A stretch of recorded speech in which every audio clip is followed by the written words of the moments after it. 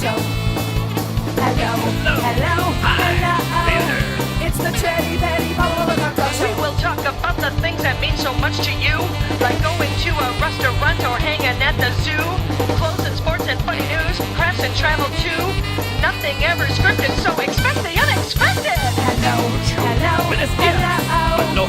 It's the Chatty, Paula talk show. It's the Chatty, Paula talk show.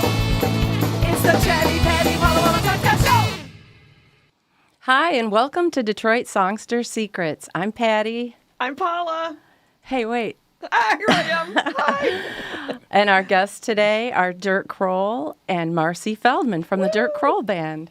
Hey. Welcome. Hey. From your own band. Yeah. It's confusing. You named the band, obviously. Yeah, I was forced into that, believe me.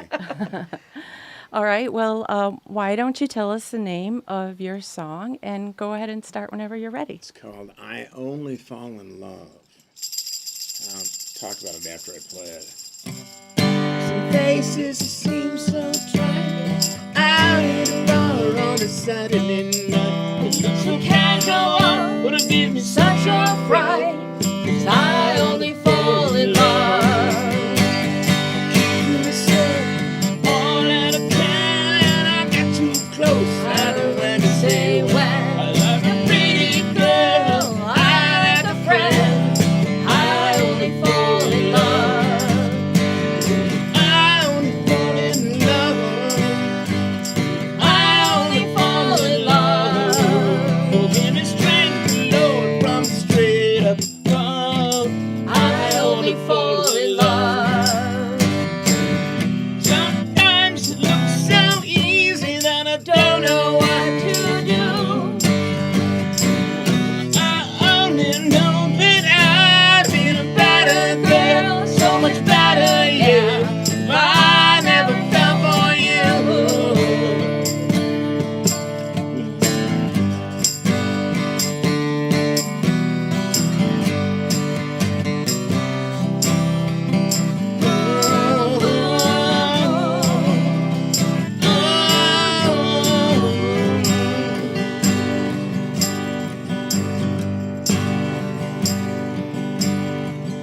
Late at night, and I'm all by myself.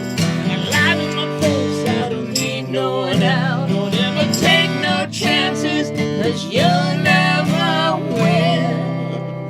You'll only fall in love.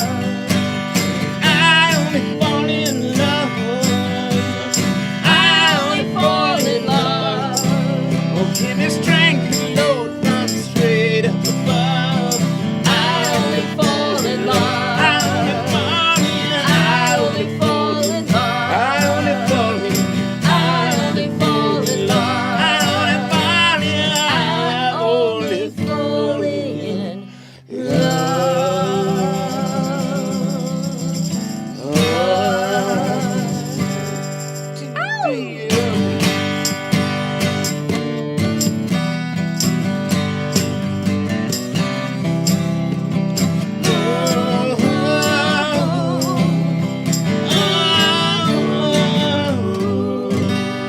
Hey, very nice. That was great. I love that. It's going to be in my head all day. Thank you. Yeah, Oh, sorry. You know, we have an 8-piece band, so with just the two of us, it's kind of bare bones, but It's we're all just about being, the song. We're being raw. We're being raw, right? It's all about the song. Now, did you guys write that together? no, I'm the principal writer, and she sings perfect harmonies. This is like 5 years ago, and we were going to play the Pride thing down at Hart Plaza. And Tasha was one of my singers. Rachel Williams was one of my singers, and they were gone. They're off in their own careers. She's sitting on the couch singing with me, and I'm going, I looked at her, and she said, no way, I'm never doing that. Stage and fright. then we played to a few thousand people down at Hart Plaza. You have really great harmonizing. That just comes natural to you? Naturally. I write a brand new I song, can't and do it's it. got the harmonies where they should be, where they shouldn't be. Great. How often are you guys practicing harmonizing everywhere you go? Like at dinner, do you? No, it's surprising. Well, we live together, so there's So we go that. downstairs and light up the studio, and That song, by the way, was about a guy that was crushed to the ground with a bad relationship. He's just getting out again. And every time he goes out, he falls in love. Oh. It's not a good thing. You're not dating, you're just falling in love. Yeah, so Bam. he's harmless, but... So he's not actively pursuing these women. He's just like, No, I love you. no, Maybe I'll see you around. Did you draw from personal experience? Well, it's a spoof about it, Don't go out and fall in love. Get your stuff together. And then, Yeah. Get a job. Now But tell it's- us about how this idea for a song came to you. Were you I was in Memphis, Michigan. what? I didn't even know it's right beyond Richmond. I know And where I it was is. working for an insurance company, and it was a long story, but I was on the porch. I thought, Memphis, yeah, let's write a country song. And I actually heard some on the radio and that, and they were talking about this poor guy, I'm going to call him Bill, who goes out and he's having a really bad time because every time he goes out, he meets somebody and falls in love. He's not, like I said, he's harmless, but he's got the wrong intentions for going out to a bar on a Saturday night, and people kind of shun him after a while. So it's beyond the one night stand. Oh, no, he's not even that sophisticated. I mean, it's like, let's be friends forever, okay? Pen pals. Yeah. Well, that was beautiful. Yeah, it was very catchy. And I almost got the chords right. how What- long? How long have you two been singing together? Like, what's your story? 5, 6 years? Just a handful of years. Yeah, just a few. I'm just sort of backdrop. But, I mean, Dirk's been writing songs since, the 90s? I He had got a more few serious. bands and, I was in bands down at Alvin's in late 80s, early 90s. And I was really writing, but I was writing on bass. And I'd write the guitar and sometimes piano on that, but everybody else would play the parts. I've heard you before, and it was more bluesy. So I see you're stretching out into other styles. Yeah, well, I don't purposely go after anything. My next song is what I don't even know yet. Awesome. I love that. Whatever you're feeling, whatever the vibe is. It's usually a ditty, and then I'm a voracious reader, and I read all over the place. So it'll have You just to do can't with, use the word ditty anymore. yeah, that's kind of an old, Yeah, it dated is, yeah. thing. Dirk's a collector. I call him a closet therapist, meaning he's a good listener. heal And thyself. He knows the fishmonger at the market. He knows everybody's name, and they tell him personal things, unsolicited. And I think he just collects stories. He just has this plethora And of boy, people have information. stories. They have their own flavor. And I like to listen. Yeah, so I think that's how you pull your information. The guy at the fish store and that, and I'm pointing to it, and he's going. And I point to the other one, he goes. So is there a fishmonger song coming up? Oh, there There's should gonna be. be How did I miss now. that? You could Yeah. talk about the various kinds of fish and how to cook them. I always thought it'd be interesting to write a song mussels. about recipes, like cooking You know, song. it's I'm gonna write one. It's what you guys do. Your impromptu is superb if you don't overthink it. And my songs, I mean, that get formula if I'm going to. My best stuff, it just kind of. And she knows. She goes, "Where'd that come from?" And I go, "I don't know." Which Billy Brandt hates. He goes, "What do you mean you don't know?" Do you, like, if you get an idea, do you write it down right away or voice A lot of record times it? I write it down right away. So you don't forget? Yeah. It'll be late at night, and she's very patient. I got the light on, and it's been dark in the room for a while, and I'm jotting this down. The next day I go like, why'd I write this, You have to grab it when you can. Yeah, really. Or just leave. I if hate you to quote don't. Keith Richards, but it's So- all going by. It's what you grab when you it goes grab, by. exactly. So you see the whole picture. You know, it's a Well, story. it's a short story in a sense. Songs are approach, attack, finish. And my songs, some of them jam out, but a lot of them, and I stand by my lyrics. I don't have any filler, but hopefully it's going to impart something. Yeah. Now, are most of your songs about relationships? Do you ever? No, I mean, I don't write a lot of first person. I write third person, whatever. Was about our daughter at the time, and she was an addict for years. And it's a song for Rochelle. Made me cry when I wrote it. It has to do with everyone's addiction. And then I write, the spoof you just heard about the guy that falls in love too often. I read Ambrose Bierce and. You have kind of a jazz song about Early Dawn. About the vampire. Yeah, he's 300 years old and he's sick of living and he just wants to see the dawn. You know what happens when the vampire sees the dawn?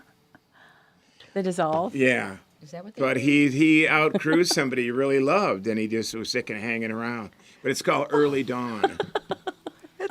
Wow. Yeah, But you've got all these different songs, and it would be cool if we had different musicians doing your songs if they so desired. You know, Tasha Owens performed one of your songs on one of our albums, but it would be I cool try not get to different micromanage. flavors. Oh, no, Because I of write course horn not. parts and everything, and people go, "Well, you don't read music. How do you write a horn part?"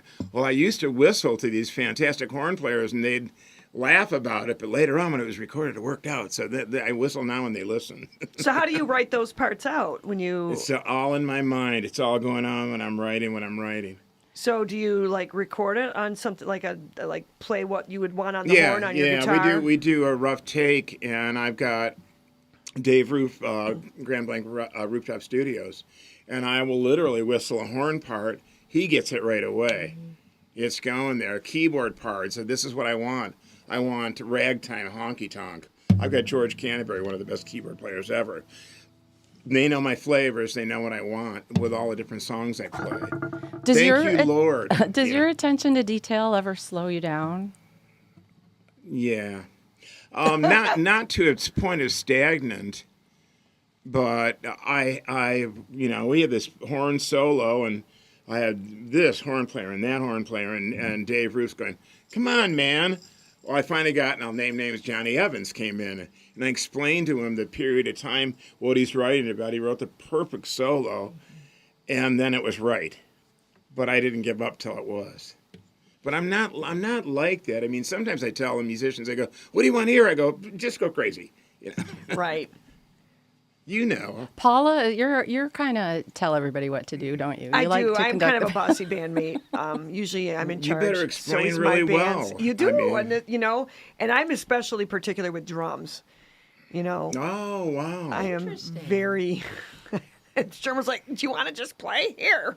That's probably the hardest thing I have to I mean, I'm not very ambiguous, but drums and that, I'll have this certain beat I want. No, not that. When you don't know what you like and you know what you like and you're trying to explain it. In the pocket, right? You want that. I like pocket drummers. Or like go jungle on a part. No, I have this one song it's skittle, early English and that. And I finally came up with a word and the drummer went, "Oh, you mean this?" I went, "Yeah."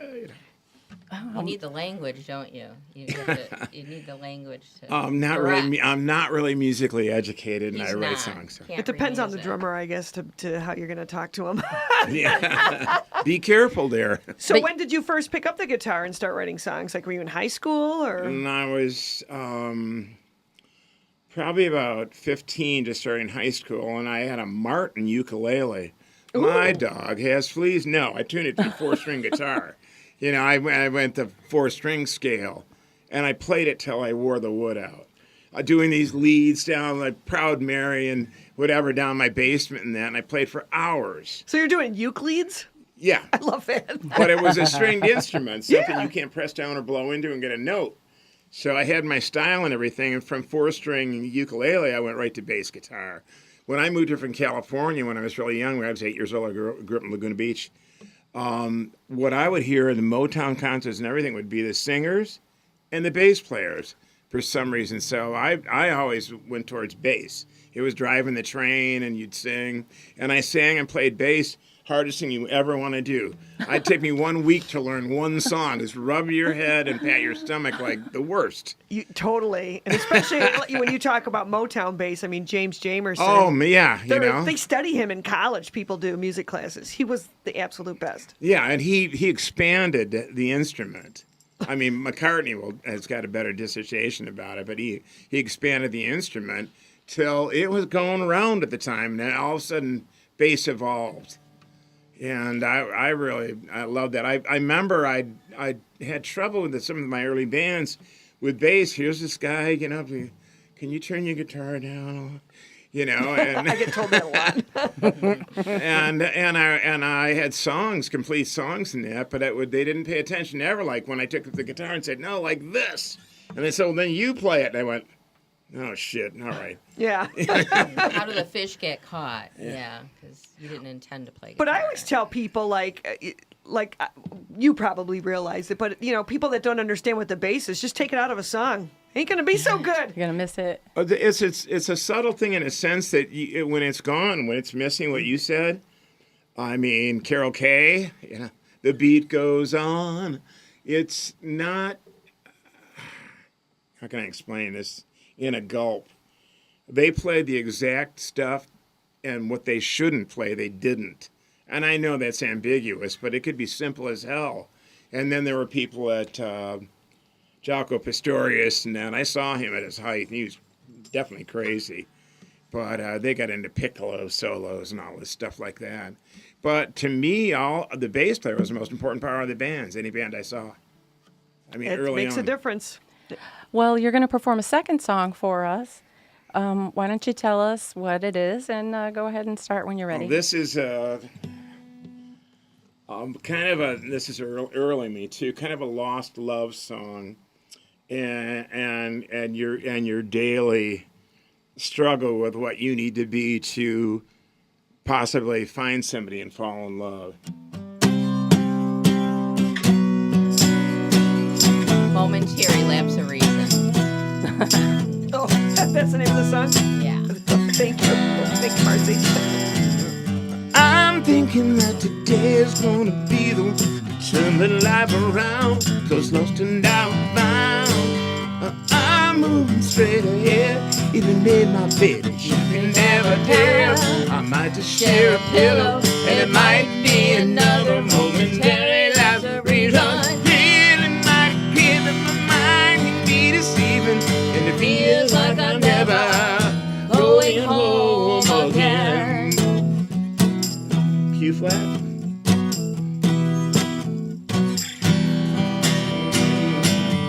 I'm searching for the one that's meant to be looking day and night. But I've seen her once or twice. And I'm hoping for the one that you read about. Probably just a show. I just can't give up hope. And it might be another momentary lapse of reason. Feeling like living my life, it keeps repeating. I'm 3,500 miles from my front door. And I feel like being run, I've been warned. Feels like I'm never going home again. Pull it. Greasy fingers. I love it.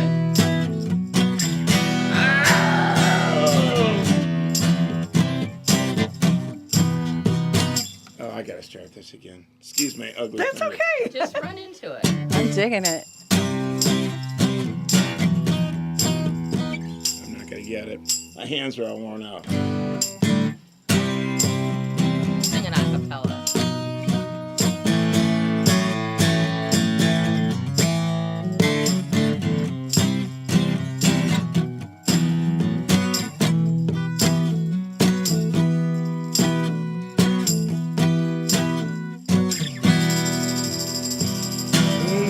I'm hoping that that's all that's meant to be. Future's looking bright. It's don't turn on the light. I'm waiting for that cash to finally come. Look over my shoulder. I'm a rock and roller. It might be another momentary lapse of reason. Feeling like giving my mind is thinking treason. Torn and tattered, and I lost my point of view. Placing all the good in the broken attitude. It feels like I'm never going home again. You got this. Going home again. Going home again. Going home. Well, I'm going home again.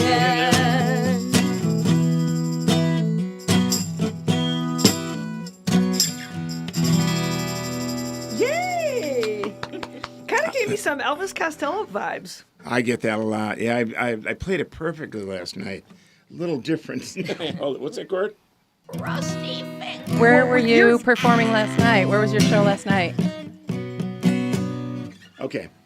Where was your show last night? Oh, down. We played for about 3 hours. We had a rehearsal. We hadn't rehearsed a full band for a while.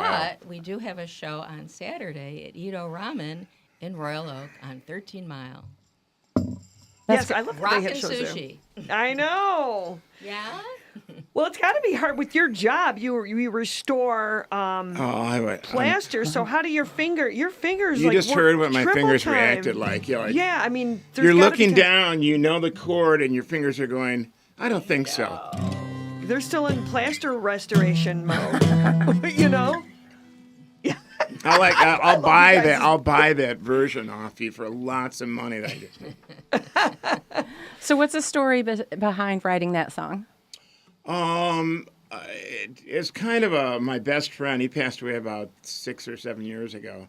A drummer I grew up with, and I would defer to him a lot. We didn't necessarily write together, but he would put himself in these situations that weren't really him. With women, he really wasn't, and he was always looking for this ideal that didn't really exist.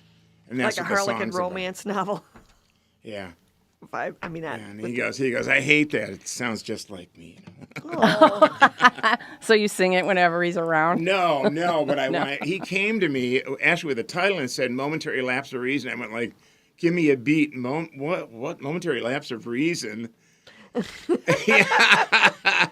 that's the name of that song. Well, it might be a momentary lapse of reason, feeling mighty good. How often do you write new songs? Is it something that you have to make yourself do, or you're just always trying to think of something, create something? No, I don't. My songs will come in gulps, as she knows, because she'll go, "Where'd that come from?" And it's pretty much all there, and even the peripheral instrumentation in that. Then sometimes I'll hold on to a ditty. One of my best songs, I think, for a little while on my latest album, I had don't ever do this. Don't write a chorus first. The reverse, because you've got to write the verse to it after the chorus. And I had it for 3 years. I was speeding on the way to the cottage with my 2 young sons in the car, and this big bull moose state trooper pulled us over, and he goes, "Yeah, what's the hurry?" I go, "I just finished a song. I've been working on it for 3 years." He goes, "Oh, really?" Carry on. And he let us. My sons were going, "Oh!" And he let us go. But because the band teased me at the time I was playing with, and they said, "Oh, you got that song down?" I went, "Yep." But it took a long time, and I've got stuff I've lost too. I think everybody would say this, the best stuff you ever did that I lost. I just, it got later on. It didn't mean the same. I'm trying to review it. It wasn't in the same context, whatever, and it just went. That's why you grab it when you can. And I had dry periods where it's just like, I know better. Don't even try and write right now. It's going to be some formula. Right. Yeah. You got to be inspired. Yeah. Always. And when you're inspired, go for it. You should write a song called "Grab It While You Can."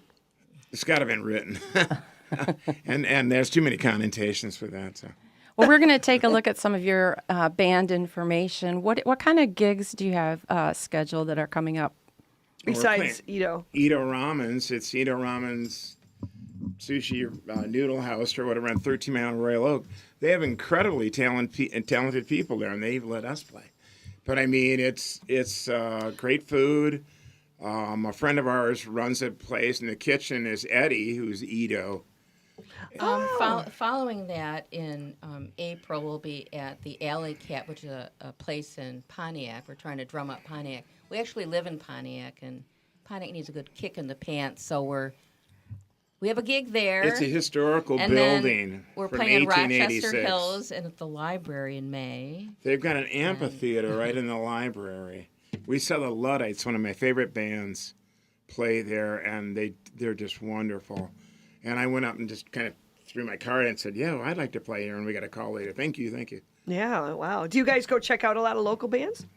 Yes, yeah, we do. We're See you around supportive. town. Yeah. Really try to. There's such a varied amount of really talented people in this town. I mean, I see some bands, I go, okay, I quit. I'm never playing again. I know. But let it inspire you. I mean, that's kind of why we started doing this series on the show, because there's so much in the city. Like Yeah, and that's It's really unbelievable. appreciated too that you do that, because you don't get a chance to really chat with people. Everyone's always gigging, and they don't get a chance to check in on each other. Right. Which is really nice. and to sometimes hear like how you were inspired to write that song and what it really means. Yeah, so that's appreciated. Because everyone we've had on has been so different. So Yeah. it's kind of fun. That's pretty a neat something about our town. I don't know what other towns are like, but the variety is just incredible. Ain't no party like a Detroit party, Yeah, man. Yeah. I'll say. We have Motown, we've got a lot. Well, I've got friends from New York to LA that come into town. They go, Detroit, and then they leave. They go, oh my God, Detroit. That's great. You know, Ann Arbor has a whole different scene. We try and cross pollinate because we do Ann Arbor, and it's surprising how segregated they are. I mean, commercially, advertisement, everything like that, and it's starting to. Well, we're an all-original band, which is not always embraced because they're all original songs, but Ann Arbor seems to embrace us. For some More reason. so. I mean, They- we're not Kid Rock, Eminem, and we're Detroit. But there's finally more room for a lot more that's going on around Detroit than just the people that have made it. Yeah, I mean, Challenge. I like in Ann Arbor they have the earlier shows. Yes. Also, I love that. I We like that. I don't have to actually. take a nappy poo to play. Don't say I that. think it's starting to trend that way a little bit, though. I mean, back when I used to play, like in the Pillows and stuff, Sure. we didn't go on until 12:30. Oh, you were the I know. headliners. 12:30. Right, I know. The rewarded headliners. They're going on at what time? You know. Right. I would go home and take a nap after sound check. It's like you got to play right till 2. I mean, back in the day, Sure. they Now, Now, wanted you guys till played 2. Lily's, right? Yeah, So Yeah. Dirk played there too. Yeah. all those places: Alvin's, Yeah, Lily's, Alvin's, Paychecks, Lily's, Hamtramck, Pops, Paychecks, yeah. Tracks. Yeah. Well, it's been great having that you. means we're just about over. Yes, What? when Yeah. she does the tornado symbol off to the side. 'Cause Yeah. she doesn't want to say, hey, okay. Oh, Which, sorry. but I will Sorry, if I Paula. have to. Yeah, she will. She is not No, it's shy. been great having you guys on Yes. the Thank show. you so very Thank much. you for yeah. having us. Thank We you so appreciate much. I wish I Now- would have played better, but I always wish that. So. You know what? That's the reality of live fine. TV. We are a TV show, and it is live. So, and thanks again for checking in and watching another episode of Chatty Patty Paula Walla. Talk Show. Oh, so